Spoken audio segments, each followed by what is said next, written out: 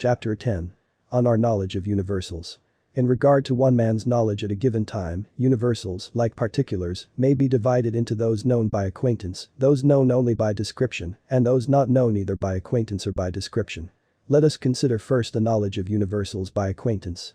It is obvious, to begin with, that we are acquainted with such universals as white, red, black, sweet, sour, loud, hard, etc., i.e. with qualities which are exemplified in sense data. When we see a white patch, we are acquainted, in the first instance, with the particular patch, but by seeing many white patches, we easily learn to abstract the whiteness which they all have in common, and in learning to do this, we are learning to be acquainted with whiteness. A similar process will make us acquainted with any other universal of the same sort. Universals of this sort may be called sensible qualities. They can be apprehended with less effort of abstraction than any others, and they seem less removed from particulars than other universals are. We come next to relations. The easiest relations to apprehend are those which hold between the different parts of a single complex sense datum. For example, I can see at a glance the whole of the page on which I am writing, thus the whole page is included in one sense datum. But I perceive that some parts of the page are to the left of other parts, and some parts are above other parts.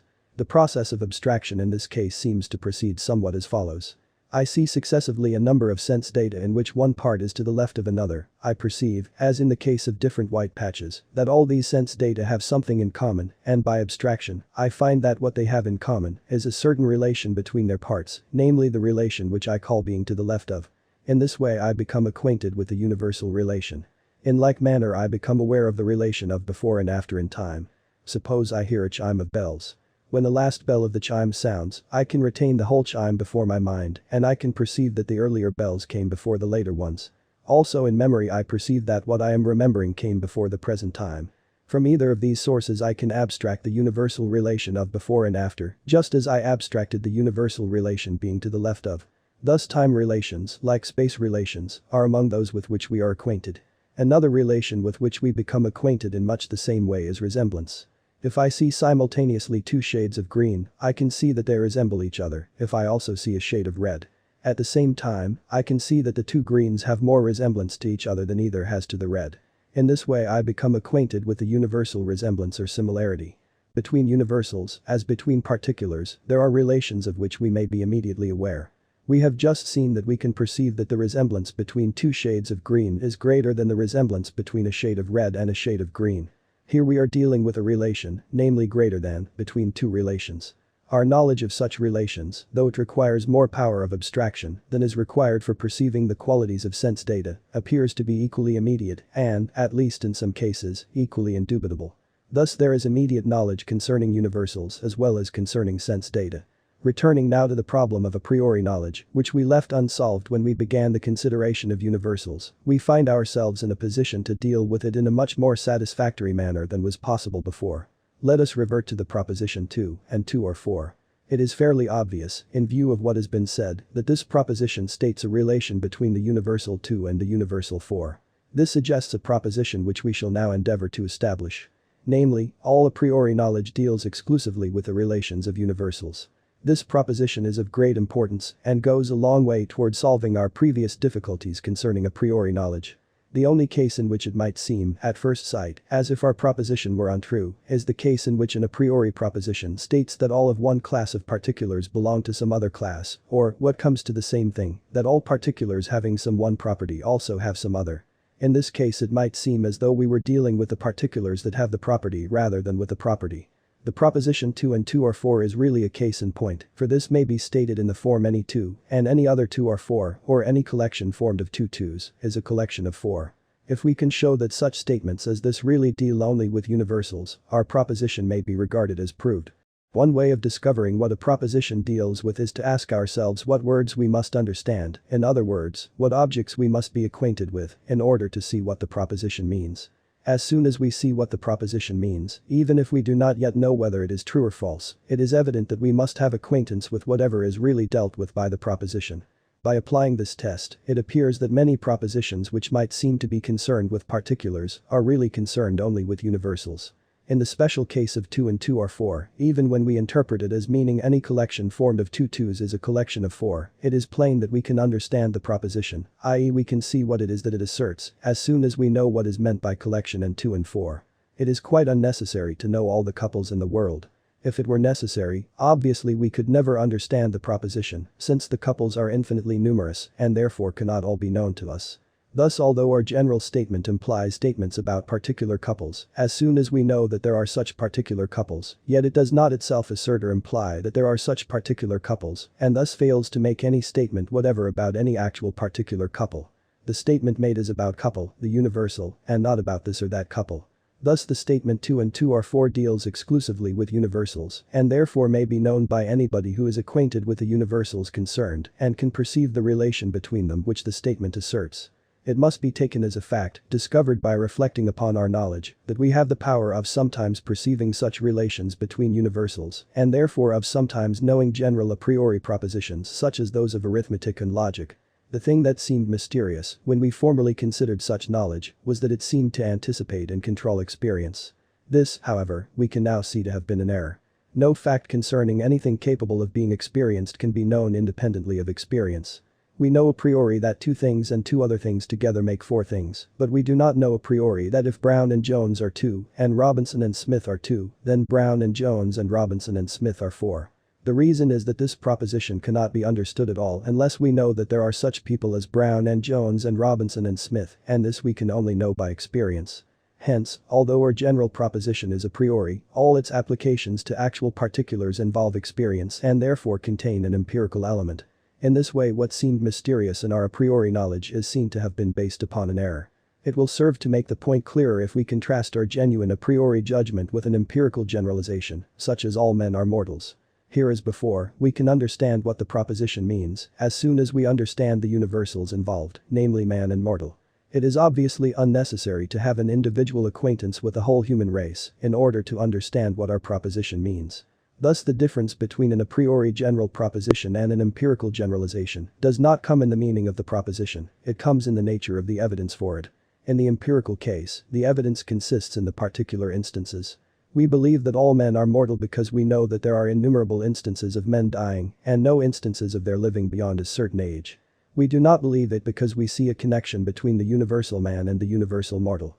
It is true that if physiology can prove, assuming the general laws that govern living bodies, that no living organism can last forever, that gives a connection between man and mortality, which would enable us to assert our proposition without appealing to the special evidence of men dying.